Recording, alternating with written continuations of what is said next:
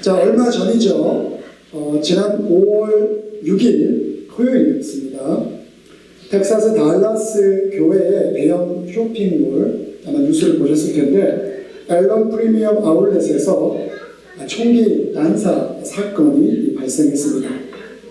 이로 인해서 한국계 미국인 부부와 그들의 3살 난 아들, 또 인근 초등학교에 다니는 자매 2명, 그리고 인도 출신의 20대 청년이 사망하였고, 제가 나중에 보니까 부상당했던 사람 몇 명이 병원에 이송되어 갔었는데 그들 모두 사망당했다고 합니다.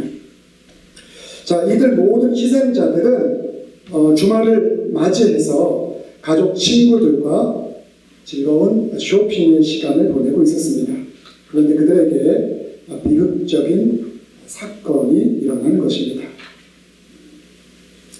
또 이런 사건들이 미국 내에서 너무 많으니까 그 사건이 또 일어났구나 라고 너무 무뎌져서 우리 마음이 그렇게 생각할지도 모르겠지만, 이 사건의 주인공이 저와 여러분이 될 수 있다고 생각한다면 이번 사건은 더욱 비극적으로 우리에게 다가옵니다. 더군다나 총기 규제에 대한 사회적 통합이 미국 사회에서 이루어지고 있지 않기 때문에 이러한 유형의 사건은 계속해서 발생할 것입니다. 텍사스에서 일어났고 또 어느 주에서 이러한 사건이 계속해서 빈번하게 일어날 가능성은 너무나 충분하게 열려 있는 것이죠. 우리는 이러한 상황에서 절망과 두려움을 경험합니다. 이럴 때일수록 저와 여러분이 우리의 마음을 잘 간수하고 지킬 수 있게 되기를 바랍니다. 자, 그런데 어떻게 우리가 우리의 마음을 잘 다스리고 지킬 수 있겠습니까? 오늘 본문에 따르면 시편 기자는 마음이 낙심되고 불안할 때 하나님께 소망을 두라라고 우리에게 말씀하고 있습니다. 여러분, 어디에 소망을 두라고 우리 성경이 우리에게 권면하고 있습니까? 하나님께 소망을 두라라고 말씀하고 있습니다. 그 옛날에 월급, 우리 이준영 성님한테 여쭤볼게요. 이준영 성님이 옛날에 회사 다니면서 월급날 행복하셨죠? 네. 우리 박은영 사모님도 월급날 행복하셨죠? 물론 저도 돈 받는 날 행복합니다. 돈 들어오면, 괜히 통장에 돈 들어오면 어깨 힘들어가고 괜히 기분 좋지 않습니까? 예. 왜냐하면 돈이 그만큼 우리 생활에 필요하고 가치 있기 때문이죠. 근데 제가 이 얘기를 하는 건 우리가 정말 좋아하는 돈보다도 하나님에게 더 큰 소망을 두라라고 성경이 말씀하고 있다는 거예요. 여러분, 돈보다 하나님께 더 큰 소망을 줄 수 있는 저와 여러분 모두가 되기를 간절히 바랍니다. 자, 그런데 성경 시편 기자는 뭐라고 우리들에게 약속을 하냐면, 마음이 낙심하고 불안할 때 하나님께 소망을 두게 되면 이 낙심과 불안을 우리가 이길 수 있다라고 분명하게 약속한다는 것이죠. 근데 이게 그렇게 말같이 쉬운 일이 아닙니다. 그런데 하나님께 어려울 때 소망을 두고 하나님이 함께하는 것을 경험한 이들은 오늘 시편 기자가 말씀하고 있는 이 고백들이 무엇인지 이 마음 가운데 와 닿을 거예요. 우리가 머리로 아는 것과 마음으로 알아서 그것에 대해서 인정하고 고백하는 것은 굉장히 큰 차이가 있는 것이죠. 저와 여러분 모두가 머리가 아닌 이 마음으로 하나님께 소망을 두었을 때 우리의 낙심과 고통에서 나를 살려주시는 그 하나님의 풍성함을 체험하시고 더욱 체험하시고 그것을 간증하시고 고백할 수 있게 되기를 간절히 바랍니다. 자, 그렇다면 하나님께 소망을 두고 산다는 것은 과연 뭘까? 이것을 함께 생각해 보고자 합니다. 첫째로 우리가 하나님께 소망을 두고 산다는 것은 하나님을 우리 마음의 주인으로 모시는 사람이죠. 하나님이 우리 마음의 주인인 거예요. 다른 것이 아닌, 돈도 아니고 명예도 아니고 권력도 아니고 자식도 아니고 부모도 아니고 그 다른 어떤 것도 아닌 하나님이 우리 마음의 주인이 되어서 그분과 함께 살아가는 사람임을 우리들에게 말씀하고 있어요. 그렇게 살아가는 사람은 세상의 염려, 불안, 절망 이 모든 것을 분명하게 극복할 수 있다고 해요. 왜냐하면 우리의 능으로 극복하는 것이 아니라 우리의 주인 되신 하나님의 능을 통해서 그것이 극복되기 때문에. 근데 우리가 무엇인가를 극복하려고 하면 물론 돈이 우리에게 안전망을 제공해 줄 수 있고 명예와 권력이 우리들에게 큰 안전망을 제공해 줄 수 있는 것임에도 불구하고 그것으로 우리의 불안과 우리의 절망을 모든 것을 다 해결할 수 없다는 것이에요. 그거를 하나님을 만나고 체험한 사람들은 그 의미가 무엇인지를 알죠. 그것을 알고 그것을 깨닫고 그 안에서 풍성함을 누리고 살아가라라고 말씀하는 것이죠.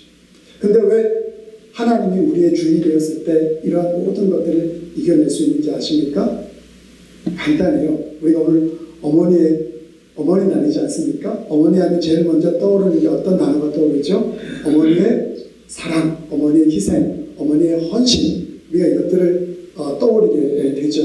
제가 이렇게 얘기하는데 혹시 어머니에 대해서 또 아버지에 대해서 나쁜 마음이 있어가지고 또 나쁜 추억이 있어서 우리 어머니 우리 아버지 나 괴롭혔어 이렇게 생각하지 마시고요. 마음을 좀 활짝 열고 누군가의 사랑과 누군가의 헌신과 누군가의 희생이 나를 살찌우고 나를 이 자리에 오게 만들었다는 사실을 우리가 고백할 수 있는 그런 풍성함이 있게 되길 바랍니다.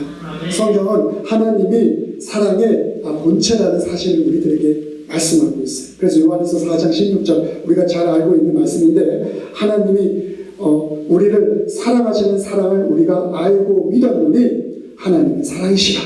사랑 안에 거하는 자는 하나님 안에 거하고 하나님도 그의 안에 거하시느니라 라고 우리들에게 말씀을 하시죠. 그러니까 하나님 우리의 주인으로 모시면 하나님의 풍성한 사랑이 우리를 통치하고 다스리게 되는 것이에요. 그리고 이 사랑은 우리에게 두려움과 절망, 악을 극복하고 이기게 만드는 거죠. 우리의 안에 있는 죄의식, 우리 안에 있는 죄책감, 어떤 상황이 우리를 옥죄이고 힘들게 만들 때 그 절망과 그 두려움 속에서 그 모든 것을 감당하고 이겨내게 만들어주고 인도한다는 것이죠. 그래서 그 하나님이 사랑의 본체이기에 그분이 우리의 주인이 될 때 그분의 능을 통해서 우리가 이 절망과 어려움을 이길 수 있다는 거예요. 그래서 요한일서 4장 18절이 이렇게 고백을 하는 거예요. 사랑 안에 두려움이 없고 온전한 사랑이 두려움을 내쫓나니 두려움에는 형벌이 있습니다. 두려워하는 자는 사랑 안에서 온전히 이루지 못하였느니라고 말하고 있는 것이죠. 우리가 부모의 사랑의 풍성함을 경험하듯 아니면 교회 내에서 형제와 자매의 사랑의 풍성함을 경험하듯 하나님의 풍성함을 사랑을 경험하듯 그 사랑이 우리를 살찌우게 만들죠. 우리가 걱정을 가지고 있고 절망을 가지고 있을 때 누군가가 사랑을 통해서 나를 섬기고 헌신함을 통해서 그것을 맛보게 된다면 우리는 그 힘으로 그 능으로 살아갈 수 있는 거죠. 그래서 사랑이 이 모든 것을 살린다라고 성경은 우리들에게 말씀하고 있는 거예요. 근데 우리가 이 세상을 살아가면서 하나님의 사랑도 너무 크고 위대하지만 어머니 낳은 아닙니까? 이 어머니의 사랑이라는 것이 정말 크고 위대한 것을 우리는 경험했고 또 그 사랑의 부모의 어머니의 사랑의 그 헌신의 이유로 인해서 우리는 오늘도 이렇게 성숙하고 또 행복하게 살아가고 있는 존재이죠. 그래서 어머니의 사랑은 자녀들을 행복하고 즐겁게 살아갈 수 있도록 만들어주죠. 그리고 우리가 이렇게 지금도 이렇게 즐겁고 행복한 이유는 바로 그 어머니의 사랑 때문이죠. 어떤 분은 손들을 거예요, 속으로. 아니에요. 우리 어머니는 그런 분 아니셨어요. 우리 아버지도 그런 분 아니셨어요. 우리 아버지 나 어릴 때 나 때렸어요. 우리 어머니 나 때렸어요. 나 힘들게 했어요. 여러분, 사랑은 우리 모두를 살찌우게 하고 우리를 풍성하고 행복하게 만들어줍니다. 우리가 지금 이 자리에 그래도 기쁨과 감사한 마음으로 이 자리에 앉아 있을 수 있는 것은 누군가의 사랑, 그 중에서도 부모의 사랑, 그 중에서도 어머니의 사랑에 힘입은 바가 너무나 크죠. 그것에 대해서 서운하게 조금 있을지라도 우리는 감사하고 또 그것에 대해서 우리가 돌려드릴 수 있는 부분이 있다면 마땅히 돌려드릴 수 있어야 할 것입니다. 저는 오늘 설교의 서두에서 텍사스 총기 난사 사건을 언급했습니다. 근데 오늘 이 사건을 전하는 기사에 따르면 그 한국인 부부 자녀 중에 3살짜리 죽었는데 6살짜리 아이 윌리엄이 사건 현장에서 살아남았다고 합니다. 총기 난사 사건으로 희생된 윌리엄의 어머니 이름이 미세스 강인데 이 강 씨가 이 미세스 강이 온몸으로 아들을 감싼 덕분에 살아날 수 있었다고 합니다. 그래서 그 사건을 발견한 목격자에 따르면 그 아이가 죽은 어머니 품 안에 있었던 아이가 머리부터 발끝까지 피로 범벅이 되어 있었는데 그 어머니를 떨쳐내니까 마음이 hurt. 엄마가 다쳤어요. 라고 했다라는 그 목격을 전하고 있습니다. 이 사건은 정말 비극적이고 안타까운 사건입니다. 그러나 사랑은 비극의 현장 가운데서도 자신을 희생함을 통해서 누군가를 살립니다. 마치 자신의 몸을 윌리엄을 지키기 위한 방패막이로 사용했던 그 미세스 강과 같이 주님의 십자가의 사랑과 죽음은 바로 우리를 살리고 우리에게 소망을 허락하였습니다. 그리고 예수 그리스도의 사랑은 바로 우리 안에 두려움과 절망을 내어 쫓았지. 여러분, 이것이 다른 모든 것을 빼놓고 우리가 그리스도인으로서 이 성경 전체가 우리들에게 전하고 있는 거예요. 다른 걸 전하고 있는 것이 아닙니다. 그분이 예수님이 우리를 위해서 십자가에서 돌아가시고 하나님 말씀의 순종함을 통해서 하나님 그 죽으신 예수 그리스도를 다시 부활케 하심을 통해서 영광의 자리로 올려주심으로 죽음의 권세를 이기게 하십니다. 우리가 너무나 잘 알고 있는 십자가 예수 그리스도의 죽음과 부활에 관한 메시지죠. 근데 문제는 이것이 우리에게 있어서 정말 감동으로, 이것이 우리에게 있어서 정말 기쁨으로 다가와야 되는 거예요. 우리가 어머니를 생각할 때, 우리가 누군가에게 은혜 받은 누군가를 생각할 때, 어머니가 나를 이렇게 섬겨주시고 이렇게 사랑해 주셨지. 그래서 그렇게 섬겨주신 어머니가, 육신의 어머니가 예를 들어 세상을 떠났을 때 그것을 기억하면서 눈물을 흘리듯이 누군가가 나에게 희생과 사랑을 베풀어준 그 사람을 생각하면서 그 사람이 내가 어려울 때 이렇게 나를 도와주고 나를 이렇게 해주었지 라고 하듯이 오늘 예수 그리스도의 십자가의 죽음과 부활에 대해서 제가 증거하게 될 때 그것이 우리 마음 가운데 그러한 기억으로 다가올 수 있어야 하는 것이죠. 그게 다가오지 않으면 그냥 먼 나라 얘기인 거예요. 십자가에서 돌아가셨대. 성경에 보니까 십자가 부활하셨대. 그게 내가 감동하지 못하고 내가 느끼지 못하고 내가 경험하지 못한 그것이 우리들의 신앙생활 가운데 어떤 힘이 되고 무슨 도움이 되겠습니까? 그게 근본적인 문제인 거죠. 그 문제가 해결되지 않는 이상 우리의 신앙은 절대로 잘할 수 없는 것이죠. 그것이 우리 신앙의 출발점이기 때문에 그렇습니다. 그래서 주님 우리를 위해서 그 모든 것을 희생하시고 우리 삶 가운데 두려움과 절망을 내어 쫓으셨죠. 그렇기 때문에 사랑하는 성도님들, 우리가 힘들 때 하나님이 우리와 함께 계신다는 것은 큰 위로와 도움이 됩니다. 그분이 어떤 분인지 우리가 안다면, 그분이 어떤 능력을 가지고 있는지 우리가 안다면, 그분이 어떤 모습으로 우리를 사랑해 주셨는지 우리가 안다면, 우리가 힘들 때, 우리가 어려울 때 하나님 우리에게 절대적인 도움이 되시는 분이죠. 여러분 안 그렇습니까? 여러분 그런 것을 경험해 보셨습니까?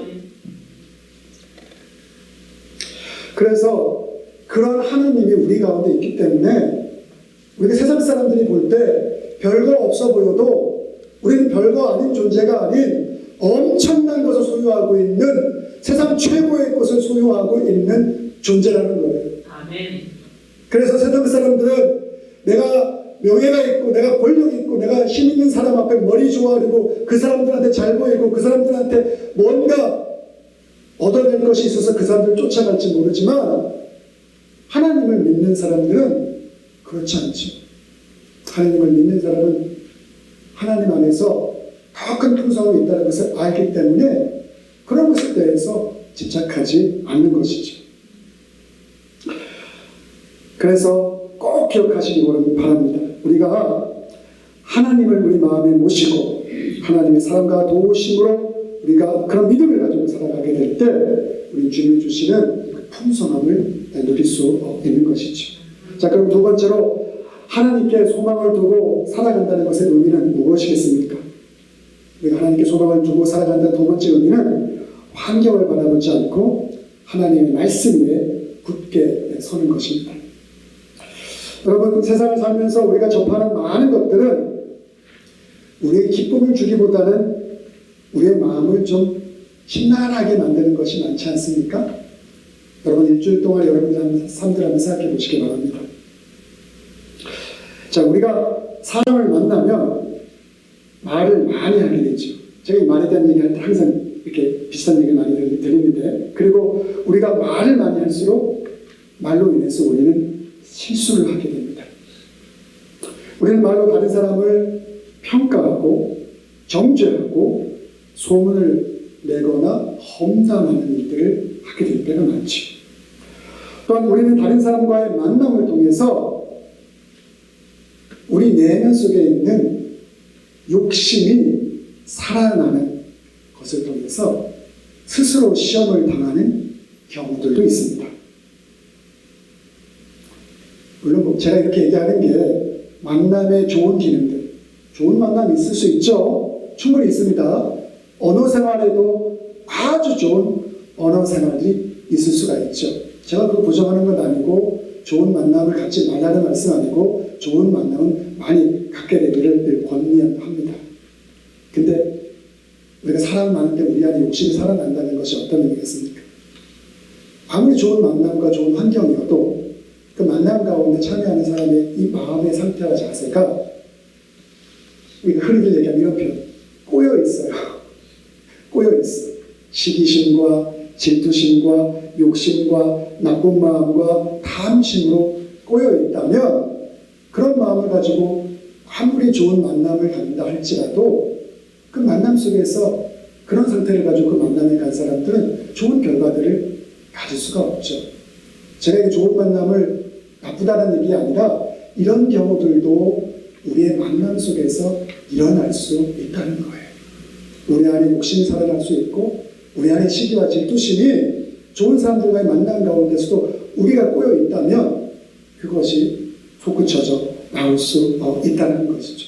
그런 것들이 우리의 삶 가운데 우리의 굉장히 많죠.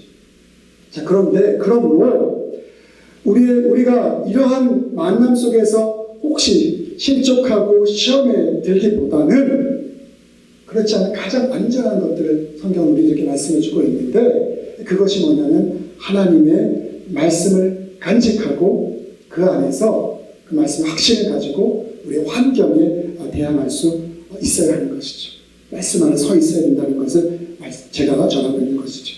하나님의 말씀은 우리의 숨겨진 죄를 드러내고 우리에게 낙담 가운데 용기를 주고 절망 가운데 소망을 바라보게 하죠. 그러므로 우리가 사람들을 만나고 말을 많이 하고 어떤 것을 하는 것도 좋지만 그것과 곁들여서 사실 하나님의 말씀 가운데 우리가 더 많은 시간을 투자하게 될 때 우리의 삶이 더 풍성해지고 더 안전해질 수 있다는 거예요. 여러분 그것을 한번 삶 속에서 시험해 보시길 바랍니다. 내가 분주하게 이 모임도 가고 저 모임도 가고 이것도 하고 무엇인가 많은 것을 하고 있는 것 같은데 우리 마음이 공허해진다면 우리 마음이 채워지지 않는다면 우리 마음의 공허가 채워지지 않는 것에 꽉 채움을 줄 수 있는 하나님의 말씀을 꽉 붙잡는 그 일들을 여러분 도전해 보기를 간절히 권면합니다. 그래서 말씀이 우리들에게 얼마나 많은 용기와 힘을 주냐면요, 여러분 요한삼서 1장 2절이 이렇게 말하고 있어요. 사랑하는 자여, 너의 영혼이 잘된 같이 너가 범사에 잘되고 강건하기를 내가 간구하노라. 너무 좋지 않습니까? 우리의 영혼이 잘된 같이, 우리의 삶이 범사에, 우리의 몸과 마음과 영혼이 뒤틀려 있는 것이 아니라 여유 있고 관용이 넘치고 풍성하기를 주님은 바라신다. 그 안에 거하라.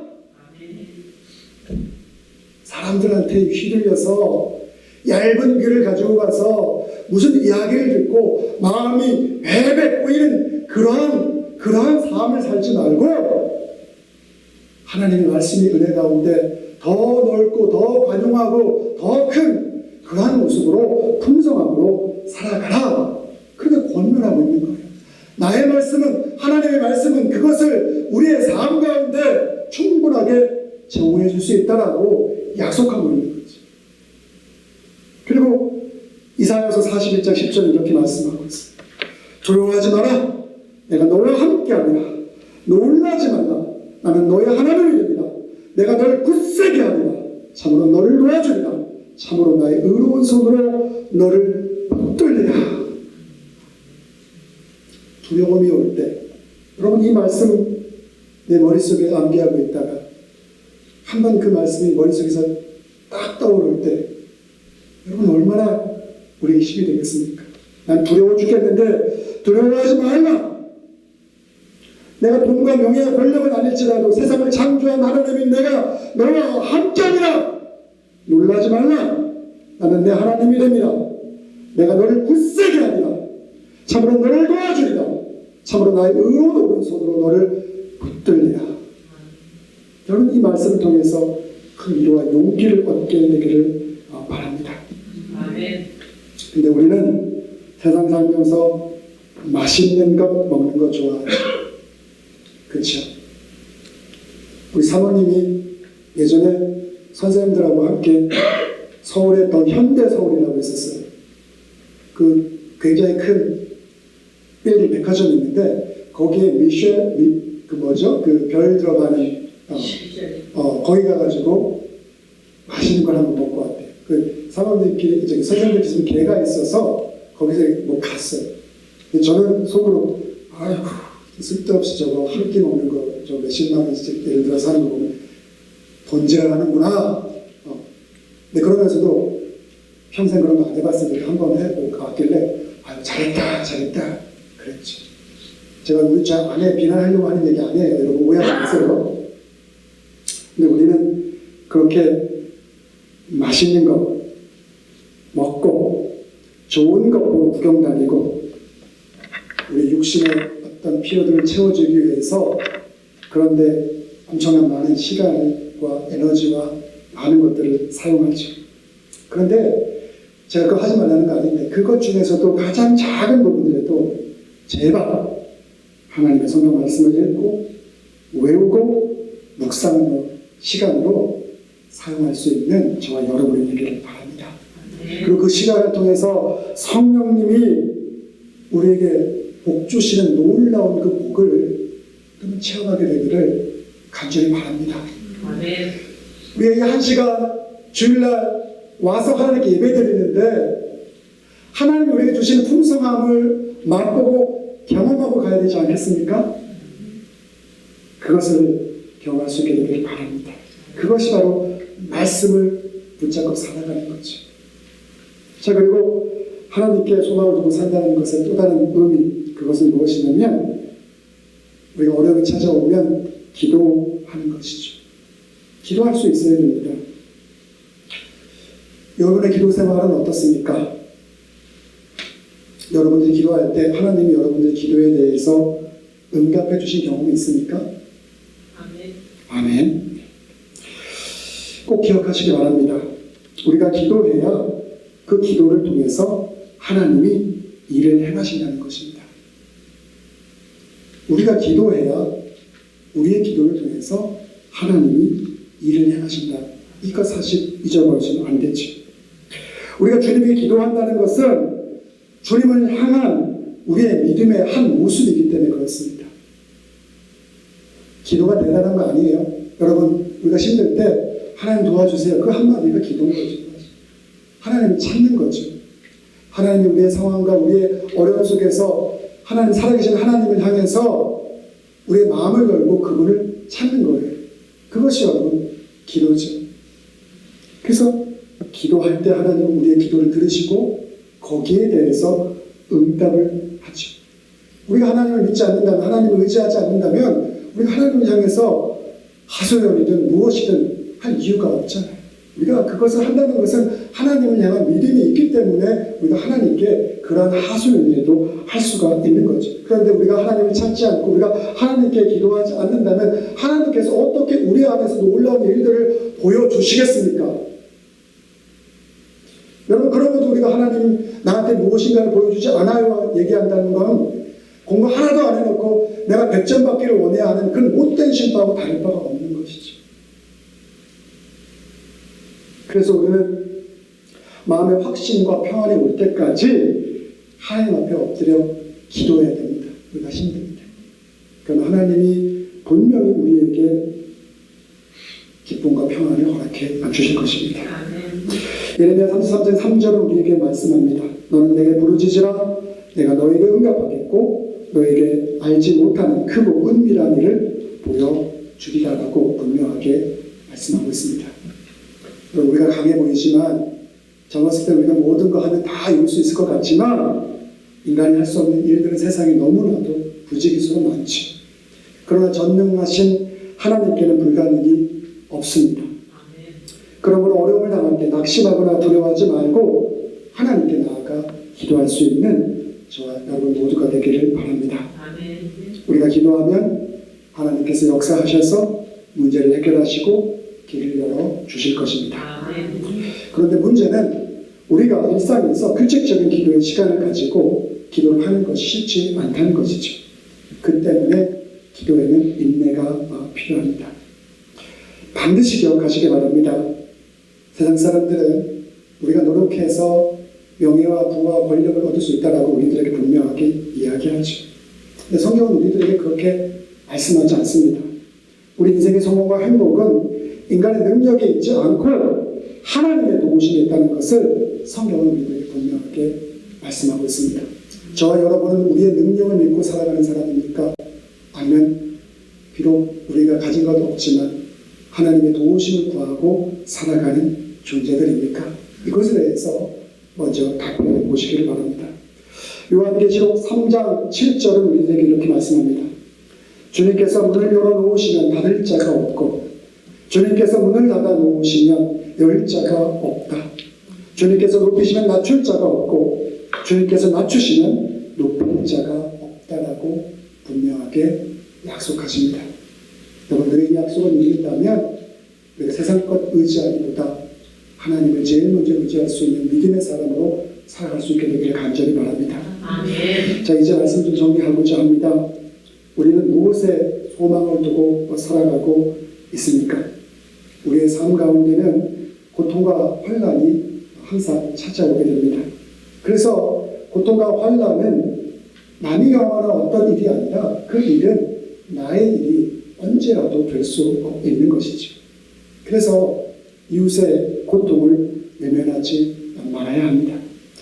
그리스도인은 우리가 주님을 믿지 않는 사람과 다른 점은요, 우리의 소망이 하나님에게 있다는 것이죠.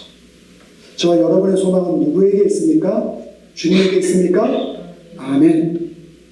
우리의 소망이 하나님에게 있기 때문에 하나님을 우리는 우리의 주인으로 모셨고, 그리고 그분의 말씀 가운데 거하기를 힘쓰고, 그리고 기도함으로 주님을 의지하고 살아가고 있는 것이죠. 그것이 바로 그리스도인의 삶인 것입니다. 우리의 삶의 모든 환난과 어려움을 주님 안에 소망을 둔 삶을 통해서 이겨내는 저와 여러분 모두가 되기를 간절히 바랍니다. 기도하겠습니다. 사랑과 은혜가 많으신 아버지 하나님, 오늘 우리에게 이 시편 42편의 말씀을 허락해 주시니 너무나 고맙고 감사합니다. 시편 42편 1절과 5절은 우리들에게 이렇게 말씀합니다. 하나님이여 사슴이 시냇물을 찾게 갈급함같이 내 영혼이 주를 찾게 갈급하나이다. 내 영혼이 하나님 곧 살아계시는 하나님을 갈망하나니 내가 어느 때에 나아가서 하나님의 얼굴을 배울까? 사람들이 종일 내게 하는 말이 너희 하나님이 어디 있느뇨 하오니 내 눈물이 주야로 내 음식이 되었도다. 내가 전에 성회를 지키는 무리와 동행하여 기쁨과 감사의 소리를 내며 그들을 하나님의 집으로 인도하였더니 이제 이 일을 기억하고 내 마음이 상하는도다. 내 영혼아 너가 어찌하여 낙심하여 어찌하여 내 속에서 불안해하는가? 너는 하나님께 소망을 두라. 그가 나타나 도우심으로 말미암아 내가 여전히 찬송하리로다 라고 고백합니다. 주님 이 고백이 우리의 고백이 되어질 수 있도록 역사하여 주시옵소서. 이 모든 말씀 예수님의 이름으로 기도드렸사옵나이다. 아멘.